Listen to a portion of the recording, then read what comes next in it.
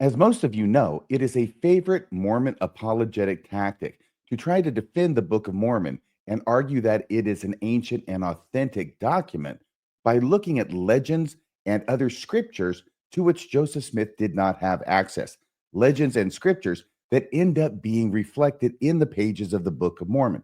When the apologist shows the ancient legend that shows up in the Book of Mormon, the apologist will always say, "How did Joseph know?" Tonight, we're going to talk about two such ancient legends that show up in the Book of Mormon, and these specifically have to do with the story about the Jaredites, a group of people that came to the Americas direct from the destruction at the Tower of Babel. How much do these ancient legends end up supporting the Book of Mormon, and how little access did Joseph Smith actually have to those legends? That will be the focus of tonight's discussion on Radio Free Mormon.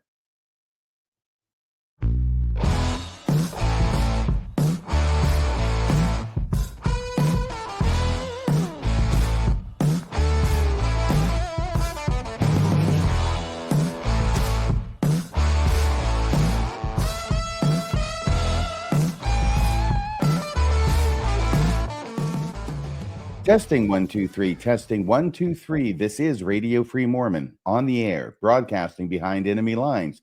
Tonight's episode, How Did Joseph Know? The Jaredites. Now, as many of you know, I was a Mormon apologist for many, many years. And as a Mormon apologist, one of the favorite tactics, both then as well as now apparently, is to look at ancient Jewish legends and myths that did not make it into the Bible and yet are reflected in ancient documents to which Joseph Smith did not have access. And then when those ancient legends or myths appear in the pages of the Book of Mormon, the question an apologist asks is always, how did Joseph know? Or how could Joseph Smith have known? And tonight we're going to look at two of those myths as they relate to the Book of Ether, and specifically the story of the Jaredites, who came to the Americas anciently direct from the destruction at the Tower of Babel. And the Tower of Babel is that connecting link with the Bible, because of course that story is told in the Bible, in the book of Genesis, in chapter 11. And yet there are two aspects of this story that are not in the Bible account, but that are reflected in ancient myths. And both of these ancient myths end up being reflected apparently in the Book of Mormon discussion of the Jaredites. How could Joseph have known? Was there really no source to which Joseph could have turned that would have given him information about not just one, but both of these legends, so that he could therefore incorporate it into his story of the Jaredites in the Book of Mormon? That's what we'll be looking at tonight. And here's the first slide that deals with tonight's subject. How did Joseph know? The Jaredites. Let's look first at the story of the Tower of Babel in Genesis chapter 11. It's only 9 verses long. I'll go through it quickly. It should be quite familiar to you, but notice that there are two things that are not going to be mentioned in here, which we'll talk about later. That's why I'm reading it right now, so you can see the bare bone structure of this story. Genesis chapter 11, starting with verse 1. And the whole earth was of one language and of one speech. And it came to pass as they journeyed from the east that they found a plain in the land of Shinar, and they dwelt there. And they said one to another, Go to, let us make brick, and burn them thoroughly. And they had brick for stone, and slime had they for mortar. And they said, Go to, let us build us a city and a tower, whose top may reach into heaven. And let us make us a name, lest we be scattered abroad upon the face of the whole earth. And the Lord came down to see the city and the tower, which the children of men builded. And the Lord said, Behold, the people is one, and they have all one language, and this they begin to do. And now nothing will be restrained from them, which they have imagined to do. Go to, let us go down, and there confound their language, that they may not understand one another's speech. So the Lord scattered them abroad from thence upon the face of all the earth, and they left off to build the city. Therefore is the name of it called Babel, because the Lord did there confound the language of all the earth. And from thence did the Lord scatter them abroad upon the face of all the earth. So there's the story of the Tower of Babel in Genesis chapter 11. And as you know, the Book of Mormon says that one of these groups of people were the Jaredites. One of these groups of people who scattered off from the tower were called the Jaredites. And they sought favor of the Lord, and they received the blessing from the Lord that their language was not confounded. And they end up traveling to the shore, building 8 barges and traveling across the waters to the Americas, not only themselves, but also all manner of goats and herds and plants and everything they needed for the trip to create a beautiful and huge civilization over in the Americas once they landed. Now, 2 things that are not mentioned in the Bible story about the Tower of Babel, which do seem to get mentioned in the Book of Mormon relating to the Jaredites. Number 1, not mentioned in the Bible is any idea that these people were giants. And 2, also not mentioned, is the presence of very strong winds, which in the Book of Mormon are said to blow the Jaredite barges across the waters to the promised land. So we're going to look at both of those in order. First, the giants, which are not mentioned in the Bible, but which do seem to be mentioned in the Book of Mormon. We'll get into that in a little bit of depth. It's very interesting. And then secondly, the presence of the strong winds, which are not mentioned in the Bible, but which are referred to in the Book of Mormon. Now, both of these details, the wind and the giants, appear to be mentioned in the Book of Mormon in association with the Jaredites and the Tower of Babel. How could Joseph know? Well, by the end of tonight's show, we'll find out how he could know. And it may not be as miraculous as the Mormon apologists would like you to believe. So, number 1, here there be giants. And here we got a picture of a guy looking at this massive, massive giant skeleton.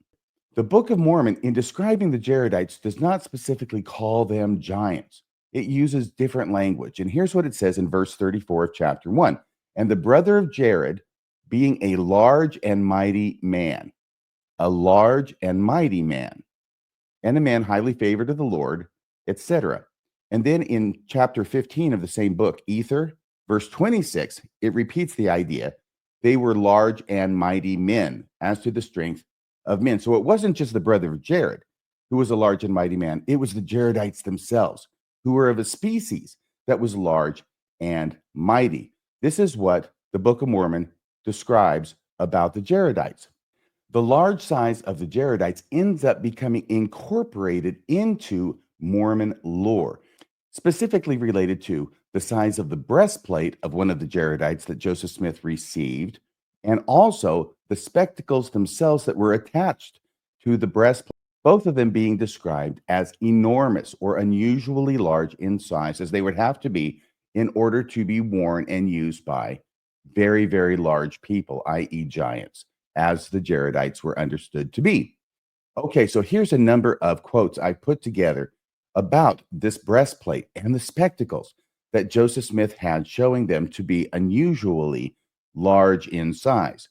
Now, Charles Anton wrote to E.D. Howe regarding his meeting with Martin Harris in New York and said that Martin Harris had told him, i.e., told Charles Anton, that the spectacles were, quote, too large for the breadth of the human face.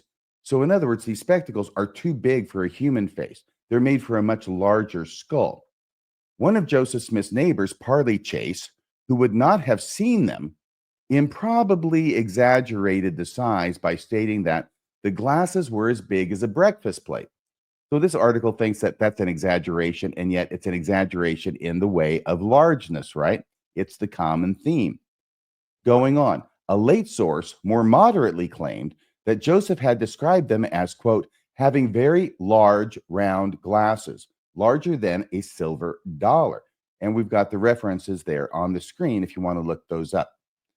Finally, in an article in Tiffany's Monthly magazine, June 1859, speculating about this point was written, the size of the spectacles may have made it difficult for Joseph to focus on the text that appeared on its 2 stones and possibly forced him to focus on just one of its stones at a time to read the text.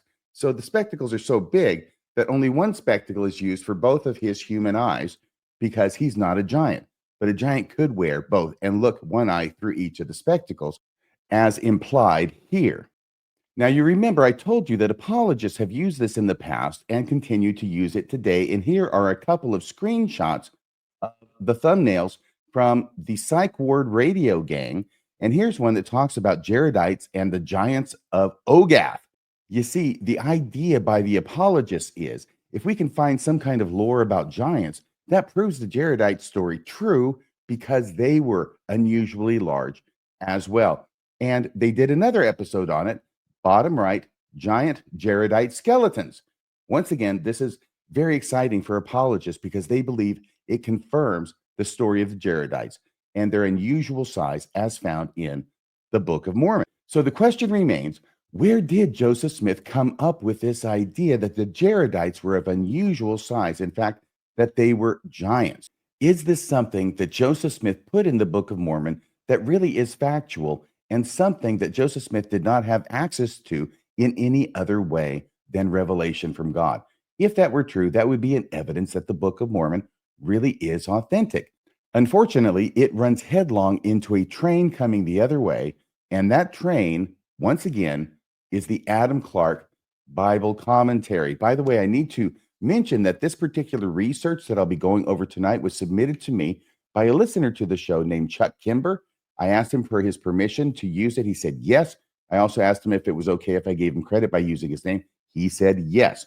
So thank you, Chuck Kimber, for this incredible research on the Adam Clarke Bible commentary. There will be some additional stuff in here that I did myself. I think it'll be pretty clear which is different, but this episode would not be being done right now without Chuck Kimber. So a personal shout out to Chuck Kimber from Radio Free Mormon. Now, what do I mean, the Adam Clarke Bible commentary? I think we all know about this by now. There's been a great deal of discussion about it and a number of episodes. The Adam Clarke Bible commentary was a very popular Bible commentary in Joseph Smith's day.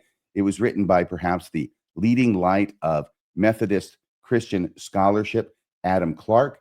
And we also know from a couple of anecdotes that Joseph Smith did have access to the Adam Clarke Bible commentary. And the more connections that we're finding between what is written in the Adam Clarke Bible commentary and the productions, the scriptural productions of Joseph Smith, specifically the Book of Mormon, as well as the Joseph Smith translation, the more and more it becomes obvious that, yes, he was using the Adam Clarke Bible commentary in his translation projects. So here's a picture of the pages, the interior pages of the Adam Clarke Bible commentary. You'll notice it's not just the text of the authorized version or the King James Version. It's also parallel texts and marginal readings, also notes, also practical observations, so that the reader may have a correct understanding of the sacred writings. Okay, so that's what the Adam Clarke Bible commentary is. They've been around since the early 1800s in numerous editions because they were so dang popular that they would sell out quickly.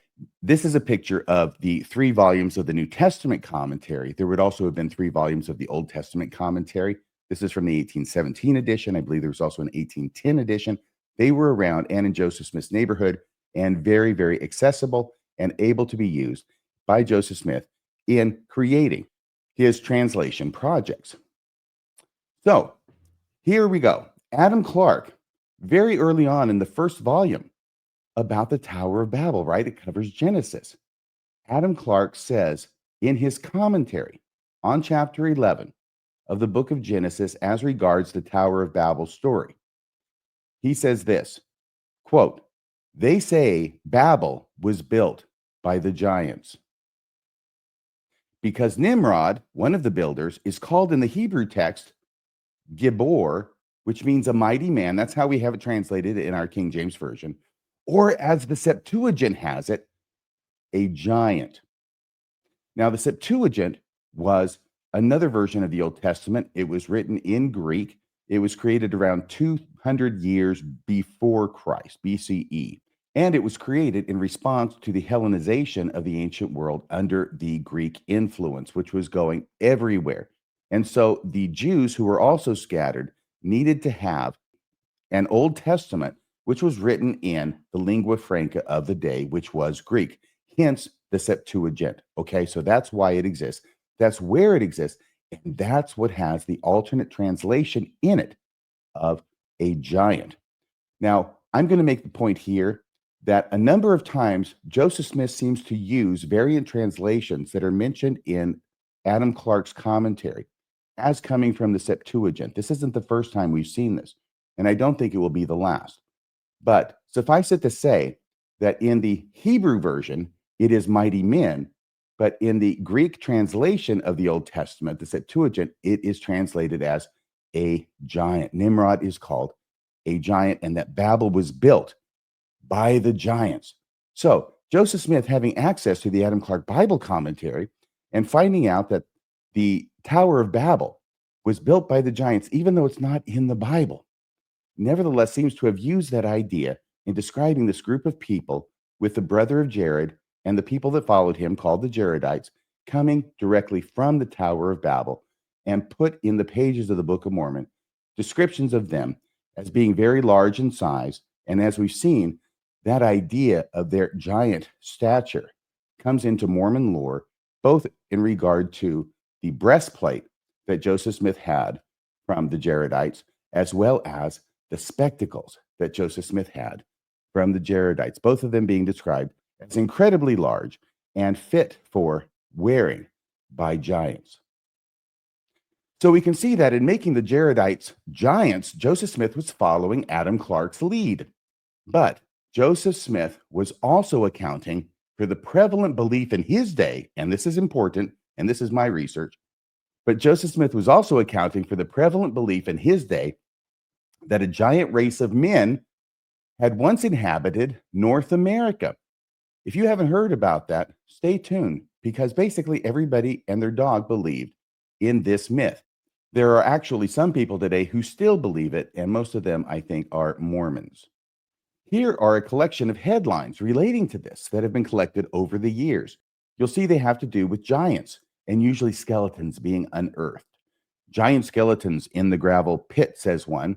The lost city of giants, says another. Skeleton of giant found at Juniper. Gigantic prehistoric skeletons discovered by hunters. Bones, okay, they're all over here. You can see them. You can read them for yourselves. This is something that was so prevalent that everybody believed that there were actually giants who had lived in the Americas, a race of giants. And this belief was popularized before Joseph Smith wrote the Book of Mormon. This is from the Wikipedia. Giant human skeletons.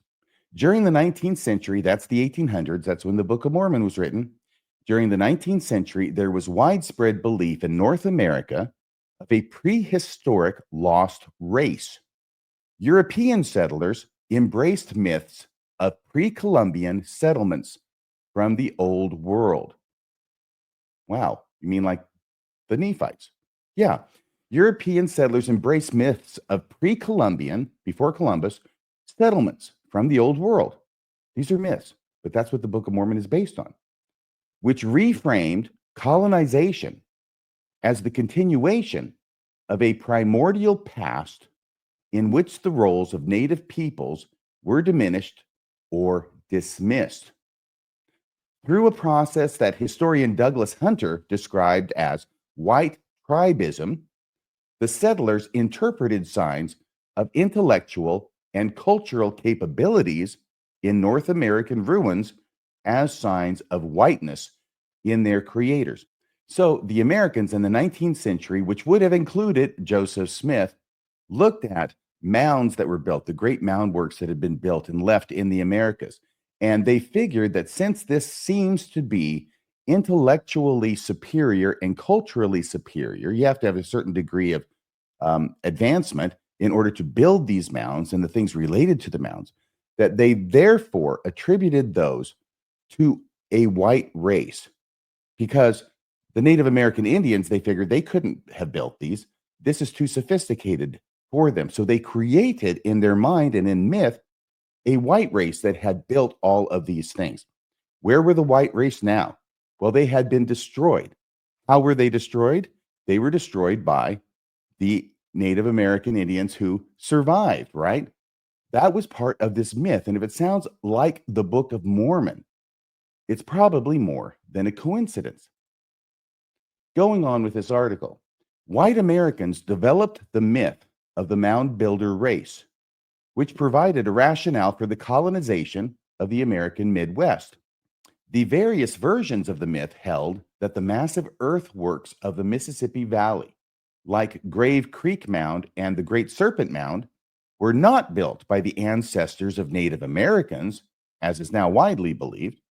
According to the myth, the Indians had exterminated a prehistoric white race of mound builders, and Indians is there in the article. The Native Americans, according to the myth, had exterminated a prehistoric white race of mound builders.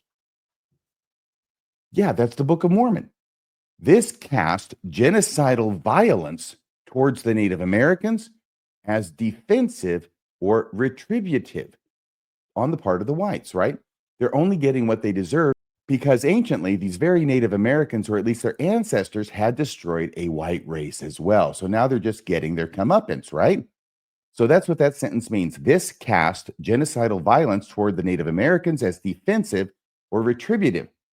Josiah Priest's book called American Antiquities, released in 1833, that's just 3 years after the Book of Mormon comes off the press. Josiah Priest's American Antiquities, released in 1833, crystallized the idea of a lost race. It didn't create it, it just crystallized it. It had been mentioned before as well. Mentioned in the book of Genesis that created the monuments of North America before being exterminated by savages. So, yeah, there is a book by Josiah Priest, American Antiquities, released in 1833, that talks about a lost race mentioned in the book of Genesis that created the monuments of North America, the mounds, before being exterminated by savages. Going on, between 1812 and the American Civil War, which starts in 1861, as you'll recall. Between 1812, when was the Book of Mormon dictated? Well, in 1829. Looks like it falls into this time frame. Nearly all Americans writing about the continent's history used the myth of the white mound building race, including the Book of Mormon, which I put in there in brackets. In literature, Henry Wadsworth Longfellow imagined the skeleton in armor, now accepted to be a native leader, in other words, a Native American leader. But Henry Wadsworth Longfellow imagines this Native American as a lovesick Norse Viking eloping with his fair and blue-eyed lover. The Nephites, they were white and delightsome, right? This fits right into what all the Americans believed in this mound builder myth at Joseph Smith's time. And somehow it makes its way into the Book of Mormon.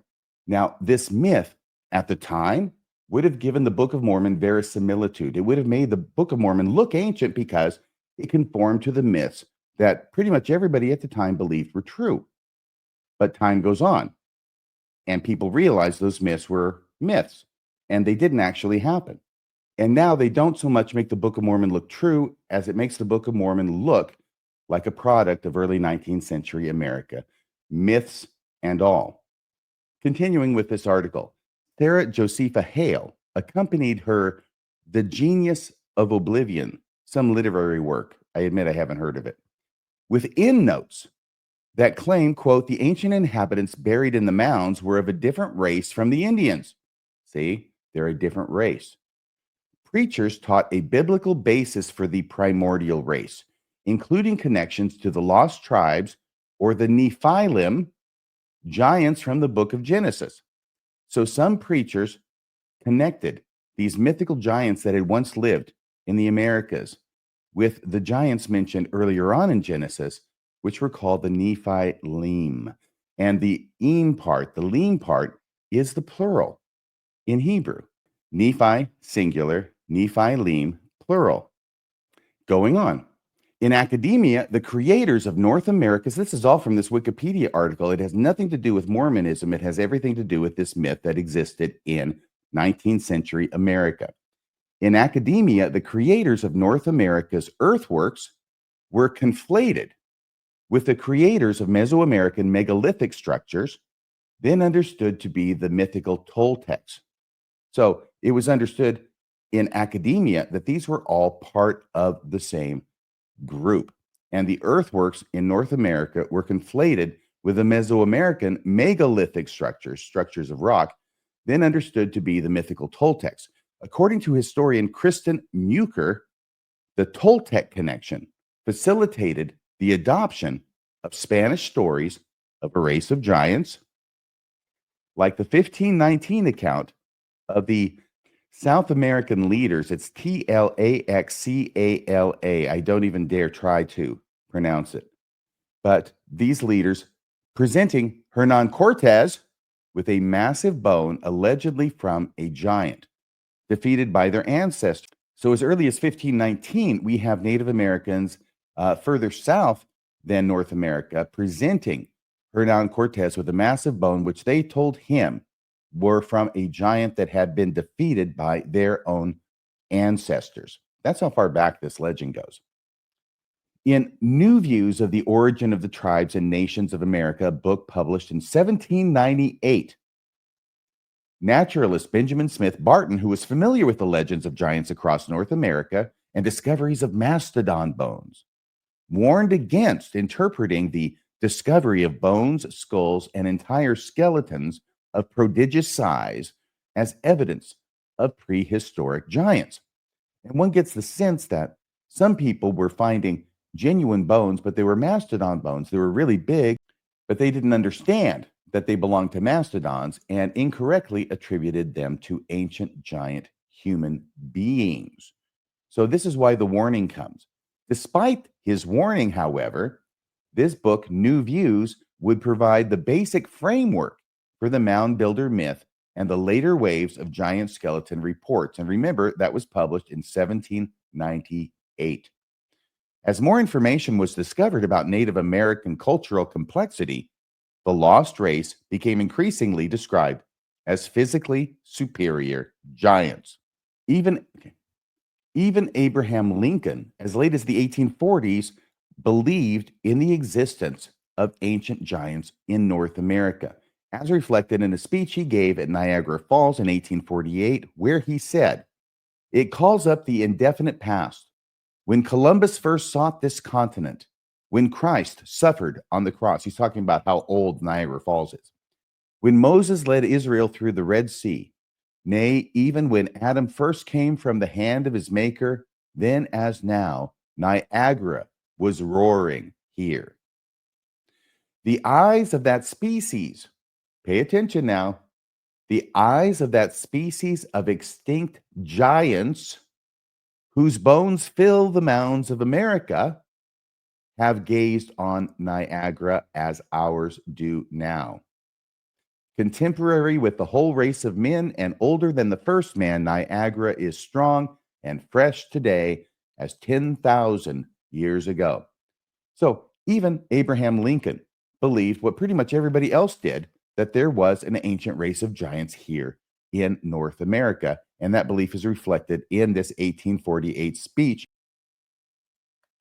So Joseph Smith, in addition to following Adam Clarke in describing the people who built the Tower of Babel in the Book of Mormon, the Jaredites, as giants, he also was using giants in the Book of Mormon to account for the history and the actuality of giants who lived in North America anciently as a separate and independent race from the Native Americans or the mythical white people that the ancestors of the Native Americans had destroyed in battle as part of the mound builder myth. So that's the giants aspect of the story. Let's go to the second aspect of the story, which has to do with the winds. In addition to following Adam Clarke on the idea that giants built the Tower of Babel, Joseph Smith follows Adam Clarke on another issue related to the Tower of Babel: the incredibly strong winds accompanying its destruction.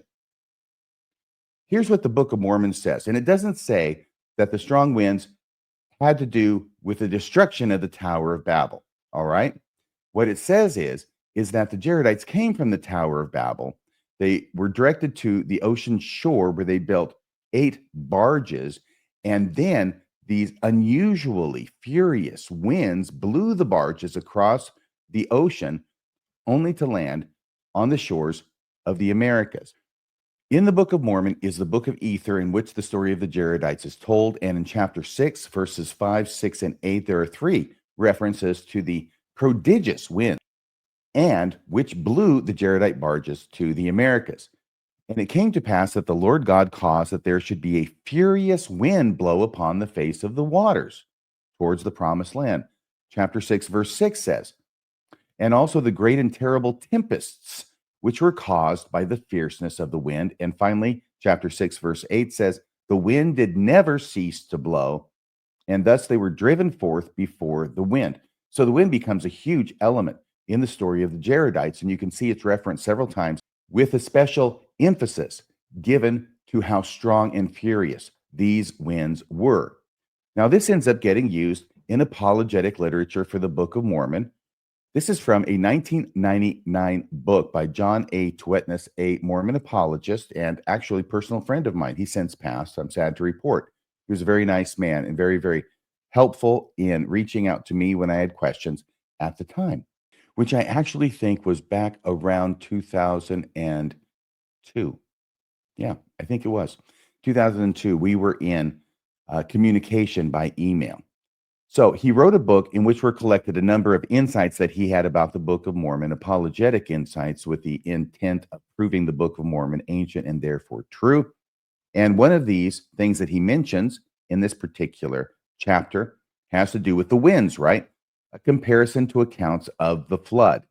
Now, this is what happens, all right, is that there's the flood, and there's a lot of legends associated with the flood in Noah's Ark.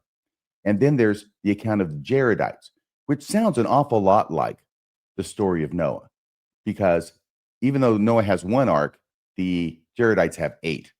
And they're for the same purpose of carrying all the people, plus all the animals, plus all the plants, plus even the honeybees across from one place to another and surviving this long ocean voyage. So what happens is, because the Book of Mormon story about the Jaredites and their 8 barges is so much alike the Bible story about Noah. In fact, there's a line in the Book of Mormon that specifically relates the Jaredite barges to the story of Noah. Because of that, the legends that are not found in the Bible that relate to the story of Noah are then used as connections to the Jaredite story and their barges as evidence of their ancientness and therefore their authenticity. All right, having explained that, John Twetness now writes and compares the Jaredite barges to the accounts of the flood. Speaking of the flood of Noah's time, an Ethiopic Christian text says, and this is from the conflict of Adam and Eve. You can see that there in the footnote. So here's the quote, and listen to the bit about the winds, right? But when the windows opened wide, this is from the Ethiopic account. And this is the windows of heaven, by the way. But when the windows opened wide, all stores of water and depths were opened, and all the stores of the winds, So not only all the water came out of the windows of heaven, but all the winds did too. All the stores of the winds. And the whirlwind. Thick mist, gloom, and darkness spread abroad. The sun and moon and stars withheld their light. But that's the main part I want you to focus on, is all the wind that exists was dumped out when it came time for Noah's flood. Then the article goes on to make the expected comparisons between the ancient Ethiopic text and the story of the Jaredites, put up points of comparison between the two, and then ask the question, how could Joseph Smith have known about this, right? Well, there is an answer to this, and the answer to how Joseph Smith could have known about this may not surprise you now, because it comes from the exact same source that we mentioned for the information about the giants, and it's Adam Clarke again. Adam Clarke, in his commentary under Genesis, in Genesis chapter 11, states this: it is said that the gods sent strong winds against them. This is the people who built the Tower of Babel. It is said that the gods sent strong winds against them, which dispersed both them and their work, i.e., the tower. This appears to have been taken from the Chaldean history, in which it is said their dispersion was made to the 4 winds of heaven in the Hebrew, or in other words, to the 4 quarters of the world. So Joseph Smith, in reading the commentary on this one chapter of Genesis, Genesis chapter 11, about the Tower of Babel, knows from Adam Clarke not only that the people who built the Tower of Babel were giants, something not mentioned in the authorized version of the Bible. He also knows that there were very strong winds involved in the destruction of the tower. Another fact that's not mentioned in the Bible that Joseph Smith had. So now in recreating this, he ends up inserting these ideas into his Book of Mormon recapitulation of the story of the destruction of the Tower of Babel and the people of Jared, i.e., the Jaredites, who came from that tower over to the Americas. So, two things are important here. The Book of Mormon gives the origin story of the Native Americans, the dark skinned Lamanites that overcame the white skinned Nephites and utterly destroyed them. This accounts for the earthworks that were found in North America and were known of by everybody, including Joseph Smith. This accounts for the earthworks built by a superior and therefore necessarily white civilization that was destroyed by the dark-skinned group. Remember, that's the mound builder myth. The Native Americans were still in existence, and therefore they must have won the battle against the white Nephites. The Book of Mormon follows suit. Number two, and I find this especially interesting, the Book of Mormon also accounts for the giants believed in Joseph Smith's day to have inhabited North America anciently. And the Jaredites are more ancient than the Nephites and the Lamanites, aren't they? But because there were no more giants in existence in Joseph Smith's day, or now as well, they must have all been destroyed. You see, when it comes to the Native Americans, they're still there. They believe that because of the earthworks that were in existence, that they must have been created by a more technologically advanced and cultured society. And therefore, that society must have been white. The white people who built it are not here anymore. Therefore, they must have been destroyed. Who destroyed them? Well, the people who are still here, the dark-skinned Native Americans. But when it comes to the giants, there are no giants here anymore. And therefore, it's not like one race of giants destroyed the other race of giants, because that would mean there would still be giants, right? No, that fact alone dictates that in the Book of Mormon, when the two groups of Jaredites fight, they're all destroyed. And only two men are left. They have to all be destroyed in the Book of Mormon because there are no more giants in Joseph Smith's day. And just as the Book of Mormon gives an origin story for the Native Americans and why it is there's no more white Nephites left, right? Because they destroyed them all. It also accounts for the giants who existed in North America even before the Nephites and the Lamanites. And it also accounts not only for their presence, but also for why it is that there are no more giants alive in Joseph Smith's day, because they were all destroyed. Now I'll go ahead and read number two. The Book of Mormon also accounts for the giants believed in Joseph Smith's day to have inhabited North America anciently. But because there were no more giants in existence, they must have all been destroyed, just as the Book of Mormon says. Hence, the Book of Mormon tells of a huge battle among the Jaredites where all of them, save only two men, were destroyed. So we can see in this way that Joseph Smith is writing not only the origin story for the Native Americans and incorporating the mound builder myth into the Book of Mormon, i.e., the ancestors of the Native Americans killed off the white people who did all the hard stuff and built all the mounds, right? He is also on top of that, accounting for the myth of the giants in ancient America. And he's doing that through his story of the Jaredites. So in this one book, the Book of Mormon, he is accounting for the presence in the Americas anciently of one group that really did exist, the Native Americans, and two groups that were the product of myth and who never existed and yet show up in the Book of Mormon anyway. The first of those groups is the Nephites, and also the mythical race of giants who once existed in North America, who never actually existed at all either, the Jaredites in the Book of Mormon. So as I say, the Book of Mormon accounts for everybody who was believed to have inhabited the Americas anciently by the Americans in Joseph Smith's time and place. One of them was an actual group of people, the Native Americans, and two, the Nephites and the Jaredites, never existed at all.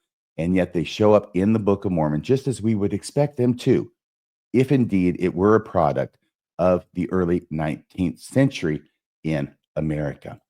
So, in answer to the question, finally, how did Joseph Smith know about the Tower of Babel, about the Jaredites being giants, and about the furious winds that blew at that time? Well, did Joseph Smith have access to ancient legends and myths, or did he just have a copy of Adam Clarke's Bible commentary? I'll let you decide. Thanks for joining me tonight. Please hit like, please hit subscribe, and thank you to all of my listeners who have gone the extra mile, gone to radiofreemormon.org, clicked the donate button, and made a donation there. If you haven't made a donation today, please do so. If your circumstances allow, your donations are keeping Radio Free Mormon broadcasting behind enemy lines. Well, that's about all for tonight. Until next time, this is Radio Free Mormon, signing off the air.